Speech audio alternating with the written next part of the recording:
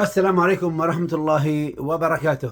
إن شاء الله عز وجل اليوم نتكلم عن القوات الجديدة التي أصدر بها رشاد العليمي قرارا بتشكيلها، وهي قوات درع الوطن.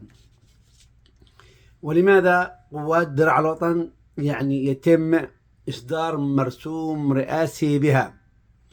لمعرفة لماذا أصدر رشاد العليمي هذا القرار الرئاسي، أو هذا القرار الذي يعني اتخذ بضغط من المملكة العربية السعودية على رشاد العليمي، يجب أن نعرف خلفية القوات الموجودة على الأرض، وخاصة في المناطق الجنوبية.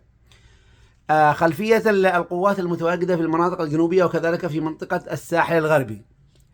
هي قوات تابعة للمجلس الانتقالي وتابعة أيضا لطارق عفاش، وهذه القوات يعني تدين بالولاء المطلق للإمارات العربية المتحدة.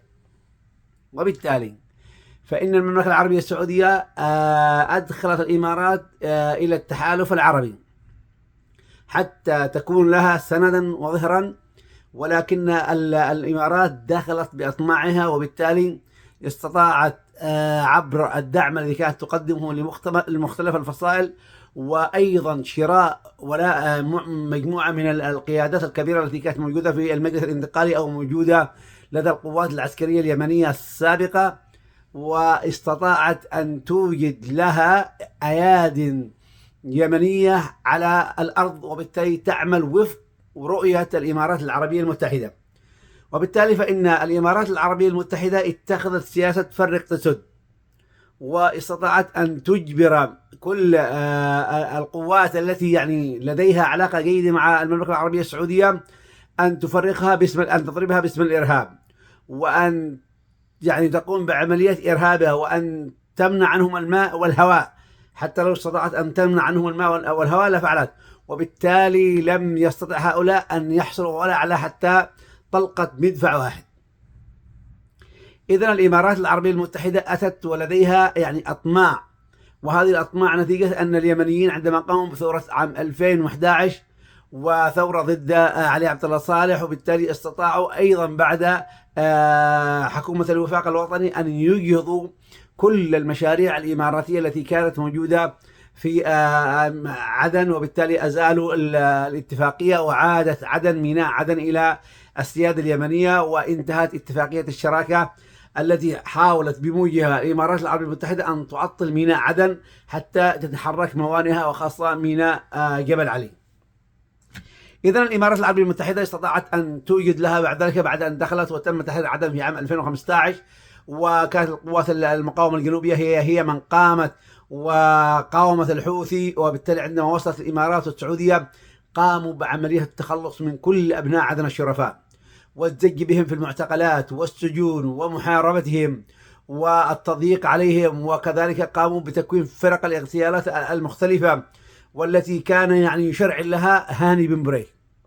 ثم بعد ذلك تواصلوا مع عيدروس الزبيدي، ونقلوا كل القيادات المجلس الانتقالي إلى الإمارات، وبعد ذلك فعلوا بهم فعل السحر، وعاد هؤلاء يحملون النياشين الإماراتية، وحتى الطرح على الرأس عبارة عن مشدات إماراتية، وبدأوا ينظفوا لهم كل شيء حتى أسنانهم. ثم بعد ذلك أغرقوهم بالأموال وكل ما يخطر على بالك. ثم بعد ذلك أتى هؤلاء وهم يحملون العلم الجنوبي في كتف والعلم الإماراتي في كتف، بل أن اللوحات الموجودة في عدن كلها تتكلم عن زايد الخير. إذن الإمارات استطاعت بعد ذلك أن تقوم بعملية يعني توجيه عملائها على الأرض، بل وقامت بعملية اغتيال مجموعة من القيادات السلفية في عدن، وكذلك قيادات الإصلاح، ومحاربة كل الصالحين والمفكرين والسياسيين ذوي التوجه الوطني، وقامت إما بعملية اعتقالهم أو طردهم خارج مدينة عدن.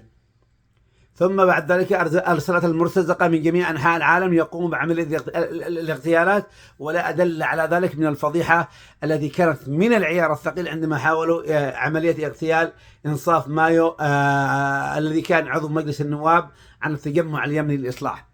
نعود إلى خلفية هذه القوات. عندما اشتركت السعودية مع الإمارات في محاولة طرد الحوثي، كانت الإمارات هي اليد الناعمة التي تمد الحوثي بكافة أنواع الأسلحة وتوصل له الأسلحة عبر الموانئ المختلفة التي تسيطر عليها، يعني في الخليج العربي وبحر العرب وباب المندب وحتى المخا، وبالتالي توصل الأسلحة إلى الحوثي وهي يعني آمنة، يعني مطمئنة إلى أن الحوثي لن يمسها، وبالتالي هو لا يمثل ولا يشكل خطرا عليها.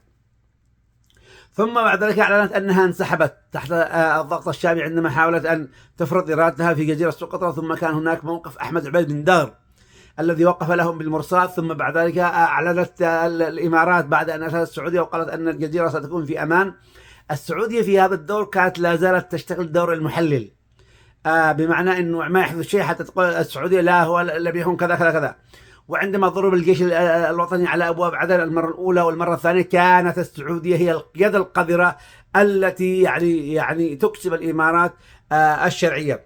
لكن بعد ذلك، بعد أن حاولت الإمارات أن تتمدد يعني أكثر فأكثر وبدأت تهدد المصالح السعودية وخاصة في منطقة شبوة وحضرموت، هنا أدركت المملكة العربية السعودية يعني الخطر الذي يداهمها من الإمارات الشقيقة، وبالتالي فإن هناك خلافات عميقة بين الدولتين ربما تصل إلى حد الاحتراب. واليوم هم يحاولوا أن ينقلوا ميدان الصراع ليس من حقول الشيبة التي تأخذها المملكة العربية السعودية على الإمارات، ولكن يريدوا أن ينقلوا هذه المعركة إلى حضرموت وشبوة والمهرة لتكون أرض صراع جديدة لقوى خارجية تحتل الأرض اليمنية مؤثرة بالتحالف العربي، وبالتالي تكون هذه الحرب نيابة عن الطرفين بأيادي يمنية، ويقود الأولى أبو زرع المحرمي ويقود الثانية بشير سيف المضربي أو الصنبحي. إذا خارطة القوات الموجودة على الأرض اليمنية، نبدأ أولا بالقوات الموالية للإمارات العربية المتحدة. يوجد لديها قوات، وهي هذه القوات تسمى قوات بارشيد، وهي موجودة في منطقة المكلا. ثم بعد ذلك لديها قوات النخبة الشبوانية، والتي حلت محل قوات الجيش الوطني في شبوة بعد أن أصدر رشاد العليمي قرارا بتغيير ابن عدي، أو عبد الرب منصور هادي أصدر قرار بتغيير ابن عدي. ثم بعد ذلك لديها قوات موجودة في أبين بعد أن سمحوا لها بأن تدخل إلى أبين، وكانت أبين منطقة محرمة عليها.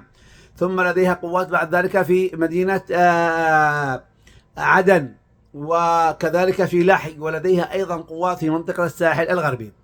إذا تشكيلات هذه القوات التي يعني للإمارات العربية المتحدة أن تكون على النحو التالي. أولا اللواء ما يسمى اللواء 20. اللواء 20 هذا موجود في منطقة الساحل الغربي. يقود هذا اللواء العميد وزير الدفاع السابق هيثم قاسم طاهر، الذي كان عضو الحزب الاشتراكي اليمني. وكانوا الاشتراكيين يعني ليل نهار يتغنون بامجاد هذا الرجل. واليوم هذا الرجل عباره عن خائن وعميل يحمل الجنسيه الاماراتيه ويمثل الحارس الشخصي للامارات العربيه المتحده، اضافه الى طارق عفاش في منطقه الساحل الغربي. هؤلاء هم حراس الجزر.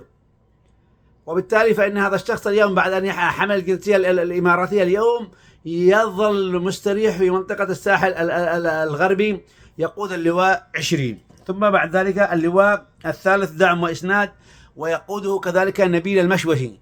وكذلك اللواء الخامس أيضا حماية رئاسية، وهو أيضا لنبيل المشوشي.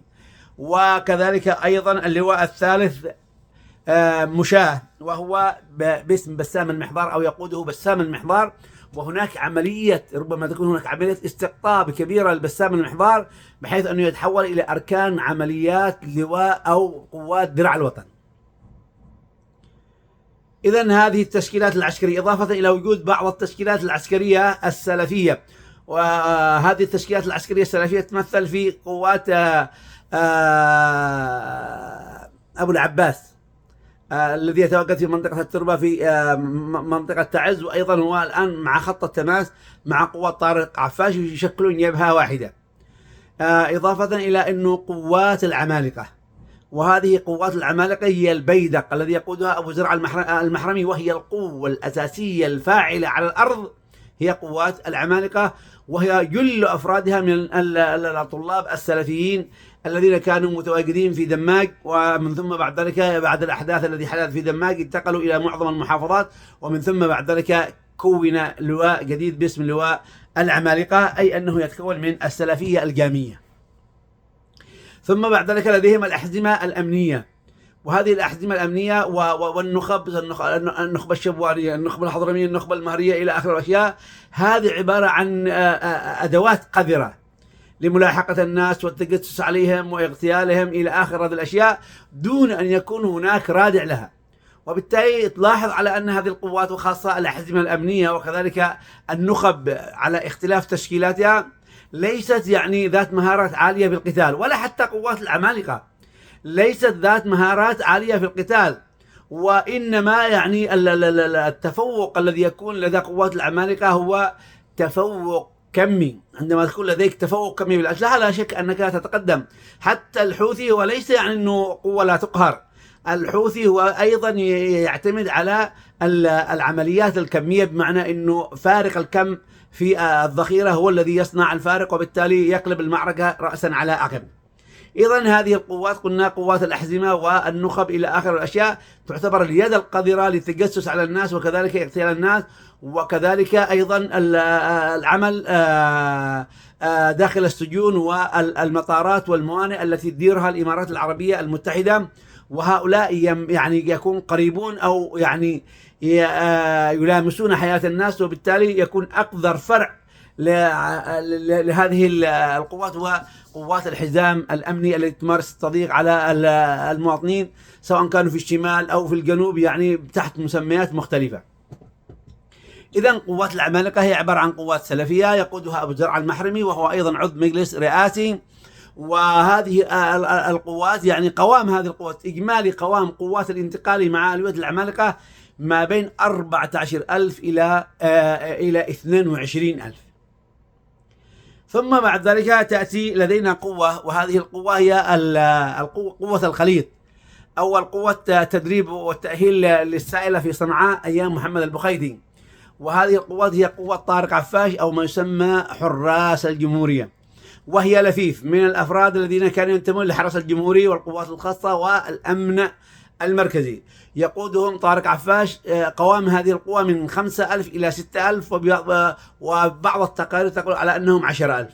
يتركزون في منطقة الساحل الغربي، وهؤلاء هم حراس باب المندب وحراس الجزر الإمارات العربية المتحدة. واليوم الإمارات تقوم بعملية تهيئة المدرج الذي كان يعني في منطقة المخاء، وتحوله إلى مطار حتى يخدم الإمارات العربية المتحدة ويخدم قوات طارق عفاش. ونحن نعلم أن طارق عفاش فر من صنعاء وهو يتحكم بأكثر من 40 لواء. لم تستطع هذه الألوية أن تصمد أمام يعني اختراقات الحوثي، ولا أن تقوم حتى بالصمود لمدة 10 أيام. إذن هذه خارطة القوات الإماراتية. إذن القوات الإماراتية تبدأ من منطقة الساحل الغربي من المخاء، وبعد ذلك تنتقل إلى السيطرة على الجزر والموانئ بريم وميون، ثم منطقة ذباب، ثم منطقة رأس العارة في لحج، ثم عدن، ثم بعد ذلك السيطرة على أيضا اليوم على أبيان، ثم على شبوة، بالسيطرة على منشأة بالحاف، والسيطرة على المحافظة كاملا، ثم بالسيطرة على ميناء المكلا، ثم اليوم يريدون السيطرة على ميناء قشن بعد أن سيطروا بالكامل على جزيرة سقطرى. إذن هذه هي القوات الانتقالية التابعة للإمارات العربية المتحدة. مهام هذه القوات: أولا إعاقة عمل المجلس الرئاسي. هذه القوات ليس لها عمل إلا إعاقة عمل المجلس الرئاسي. اثنين، أنها تقوم بعملية قصقصة أجنحة الدولة، وبالتالي تظهر الدولة على أنها عبارة عن دولة مهترئة لا كيان لها. التحكم في مناطق إنتاج النفط، التحكم في الموانئ والجزر المختلفة. أيضا تقوم هذه القوات بإفراغ قوى المعارضة السياسية من أن تقوم بدورها. تعطيل عمل مجلس النواب، وبالتالي لا يستطيع مجلس النواب أن ينعقد، لأنه الأرض التي تسيطر عليها المجلس الانتقالي لا تعتبر يعني ضمن سيادة الدولة اليمنية، وإن كان رشاد العليمي يدخل ويخرج، ولكنه لا يدخل ولا يخرج إلا بمحرم، وهو أيضا أبو زرع المحرمي. أيضا قلنا من مهام هذه الدولة احتكار أدوات القوة العسكرية بيد المجلس الانتقالي، وبالتالي تصبح القوات الحكومية عبارة عن قوات لا تمتلك إلا الأدوات الصغيرة من الأسلحة. إذن القوات الجديدة اللي أتت إلينا هي قوات درع الوطن.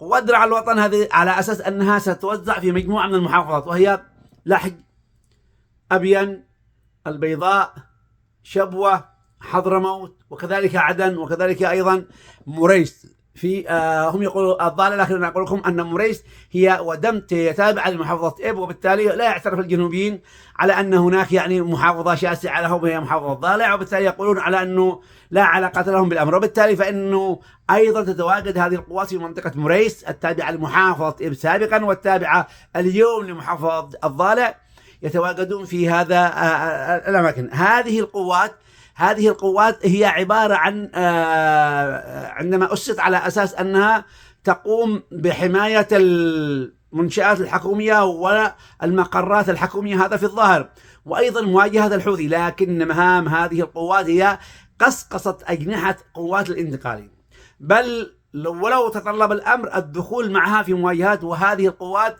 ستتكون من 22 لواء، تم التأكيد على 8 ألوية، وبقية الألوية ستتبعها لاحقا. تم تدريب هذه القوات في كل من منطقة الخراخير في شرق حضرموت، وهي اليوم الخراخير تتبع المملكة العربية السعودية، وكان سابقا شرورة والوديعة والخراخير كلها أراضي يمنية، ثم بقدرة قادر تحولت هذه الأراضي إلى أراضي سعودية. وكذلك أيضا تم تدريب هذه القوات في منطقة العبر، وتم تدريب هذه القوات أيضا في منطقة حجة أو في منطقة الشمال والشمال الغربي، حيث توجد القوات الحكومية. إذا مهام هذه القوات ستكون مهام هذه القوات في الظاهر هي أنها حماية المقرات الحكومية، وفي الباطن فإن عمل هذه القوات هو الصد والتهيؤ لمقاتلة القوات الإماراتية بكافة تشكيلاتها بالمناطق المختلفة. واليوم يعني بعض مدارس محافظة أبين تعلن النفير العام على أن معظم المدرسين يعني تحولوا من المدارس إلى قوات درع الوطن. إذا قوات درع الوطن يعني شكلتها المملكة العربية السعودية، وأصدر الرشاد العليمي أمر رئاسي بتكوينها. مهام هذه القوات في الظاهر قلنا هي عبارة عن حماية كافة مرافق الدولة، لكن عملها الأساسي هو أنها تكون الند القوي للقوات التي تتبع الإمارات العربية المتحدة. قوام هذه القوات جميع أفراد هذه القوات هم من القوات السلفية أو من الأفراد السلفيين أو الذين ينتمون إلى التيار السلفي. إذن هل هناك سؤال نريد أن نسأل، هل هذه القوات هي قوات وطنية؟ الإجابة لا. لماذا؟ لأنها لا تشمل كافة أرجاء الوطن، بمعنى أنه لا يوجد سلفيين من إب، لا يوجد سلفيين من تعز، لا يوجد سلفيين من ذمار، لا يوجد سلفيين من صنعاء، لا يوجد سلفيين من أي محافظة شمالية، ولكن يقتصر على الوجود السلفي أو على السلفيين الموجودين في المناطق الجنوبية، وخاصة يعني السلفية الجامية، بمعنى أن هؤلاء سيكونون هم درع المملكة العربية السعودية في الأرض اليمنية، وبالتالي عندما تخرج المملكة العربية السعودية يكون لها يد داخل هذه القوات. إذن هذه القوات قلنا يحدد مهامها ومسرح عملياتها في الحقيقة ليست الشرعية ولا رشد العليمي، ولكن المملكة العربية السعودية هي من تحدد مسار أو مسرح هذه العمليات. إذن يقود هذه القوات هو الأخ، وليس عقيد ولا أي شيء، ولكنه يعني شخص قاتل الحوثيين بشراهة وشراسة ونزاهة، وأخ يعني فاضل، هو الأخ كما يصف نفسه بشير سيف المطرحي الصبيحي. إذن قلنا هذه وهو أيضا مقبلي التوجه، بمعنى أنه كان من تلاميذ الشيخ مقبل. هذه الألوية يعني ستكون مسرح عملياتها أو في كل من أولا القيادة التي تكون في محافظة لحج، يقود هذه القيادة هو مجدي الصبيحي، وتكون مقر هذه القوات في محافظة لحج. الثاني هو توفيق عبود المشولي، وتكون مركز القيادة الخاصة به هي محافظة أبين. ثم بعد ذلك عبد الخالق الكعلولي، وهو أيضا ستكون مركز قيادة خاصة به في لحق، وخاصة لحق قريبة من منطقة الضالع، محمد الكازمي. وأيضا هذه القيادة ستكون بين عدن أبين، ثم بعد ذلك علي الشوتري، ويكون مهام هذا الشوتري تقريبا من الحصين في محافظة الضالع. علي الشوتري هذا، وستكون مركز القيادة الخاصة به هي الضالع، وربما تكون في منطقة قعطبة. وأسامة برساني لم يحدد له مهام، وبالتالي فإن هذه القوات، لو لاحظتم على أن مناطق عمليات هذه القوات، أن هذه القوات تشكل حزام على كل الأحزمة الأمنية التي شكلتها الإمارات العربية المتحدة. وبالتالي فإن هذه القوات لو كانت مؤهلة ومدربة تدريبا عاليا، فإنها تستطيع أن تقوم بعمليات القضاء على قوات الانتقالية أو التابعة للإمارات، لأن هؤلاء اليوم يعيثون فسادا في الأرض. ولا أدل على ذلك من أن القوات التي كانت تتبع الإمارات، كانت هذه القوات تمثل عملية استطلاع أولي الحوثيين، واستطلاع أولي كذلك الإمارات العربية المتحدة. اسألوا كيف تم اغتيال اللواء الشدادي، اسألوا كيف تم اغتيال اللواء التويتي، اسألوا كيف تم اغتيال الحوري، اسألوا كيف تم التآمر على شعلان، اسألوا كيف أنه اغتيلت القيادات في مختلف الاتجاهات كان لهذه القوات، وخاصة الأحزمة وخاصة القيادات التابعة للإمارات العربية المتحدة. اسألوا كيف كانوا يقومون بعمل الإحداثيات، ثم بعد ذلك باسم الحوثي يقولون أنهم ضربوا كذا وضربوا كذا واستشهدوا فلان وزعطان وعلان، بينما الإحداثيات كانت تنفذها الإمارات العربية المتحدة وهي من تقصف.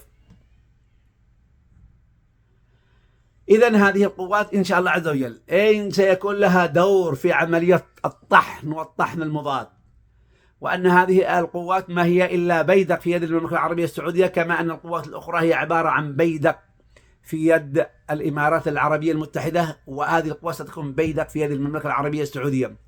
وأن الجيش الوطني لو تم إعداده وتأهيله وهو مؤهل، وتم ائتمانه على السلاح وإعطاؤه كافة أنواع الأسلحة، فإن كل هذه التشكيلات الميليشياوية سوف تنتهي.